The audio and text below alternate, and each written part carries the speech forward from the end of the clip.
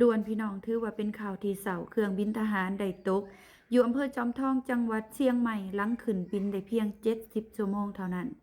โดยมีรายงานข่าวจากหลายเพจหลายสำนักเนาะว่าเครื่องบิน AT6 จากกองบิน41เชียงใหม่ตกแถวอำเภอจอมทองจังหวัดเชียงใหม่ขาดว่านักบิน2นายนี่สละชีพหลังขึ้นบินจากสนามบินได้70ชั่วโมงทั้งนี้เครื่องบิน AT6ของกองทัพอากาศไทยเนาะซื้อจากสหรัฐอเมริกาแล้วก็เข้าประจำการเมื่อปี2568ปีนี้ก็2569เนาะก็ถือว่าเข้าประจำการปีกายนี้และเครื่องบินลำดังกล่าวก็ยังได้เคยร่วมปฏิบัติการป้องกันประเทศในสมรภูมิป้องกันชายแดนไทยกัมพูชาอีกด้วยสามารถเห็นได้จากรูปภาพเนาะพี่น้องตามข่าวนะก็คือยังมีเพลิงไหม้อยู่หลังประชาชนหรือว่าหน่วยกู้ภัยเข้าไปในพื้นที่ก็ยังมีเพลิงไหม้อยู่เนาะแล้วก็เศษสิ้นส่วนนี่ถือว่ามุนอุ่ยปุ๋ยเลยพี่น้องมีเพลิงไหม้แล้วก็มีรถดับเพลิงเข้าไปในพื้นที่พร้อมเนาะแล้วก็มีคนเข้าไปถ่ายรูปแต่บ่เห็นหยังเลยทุกคน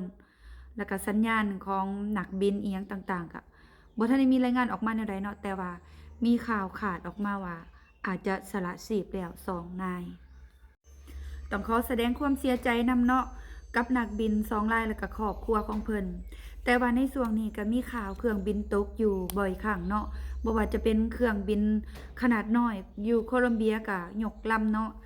สละชีพ15ชีวิตแล้วก็เมื่อวานนี้เองก็มีเครื่องบินขับไล่ YAK130 ของเวียดนามก็ตกคือกันพี่น้องบ่ฮู้ว่ามันเกิดอีหยังขึ้นกับโลกเฮาเนาะสนามแม่เหล็กมันแห้งบ่หรือว่าแห้งโน้มถ่วงของโลกมันผิดเพี้ยนไปเนาะพี่น้องเนาะ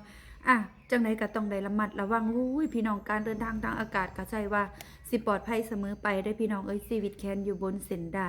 เรื่องราวนี้ก็เอามาอัปเดตสู่กันฟังเนาะอันนี้เกิดขึ้นกับประเทศไทยเครื่องบินทหารก็ได้ตกแล้วก็อยู่เวียดนามก็เครื่องบินขับไล่ฝึกซ้อมเนาะแบบฝึกหัดนักบินนะแต่ว่านักบินปลอดภัยทั้ง2เขตเด้ออยู่เวียดนามแต่ว่าอยู่ไทยนี่คาดว่านักบินสละชีพเด้อทุกคนแล้วก็ของโคลอมเบียเนาะ15ชีวิตนี่บ่มีไผรอดเนาะยกลำเลยอันนั้นมาอัปเดตสู่กันฟังเด้อพี่น้องมีข่าวอย่างเดียวแอดมินเอามาอัปเดตสู่กันฟังในคลิปถัดไปคลิปนี้ก็เว้าไว้จนเกินไปลิ้นพันกันแล้วพี่น้อง